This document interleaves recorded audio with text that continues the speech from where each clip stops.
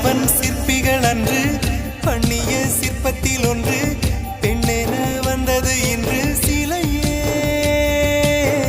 பல்லவன் சிற்பிகள் அன்று பண்ணிய சிற்பத்தில் ஒன்று பெண்ணென வந்தது இன்று சிலையே. உந்தன் அழகுக்கில்லை ஈடு, என்ன விலை அழகே, சொன்ன விலைக்கு வாங்க வருவேன், விலை உயிர் என்றாலும் தருவேன்.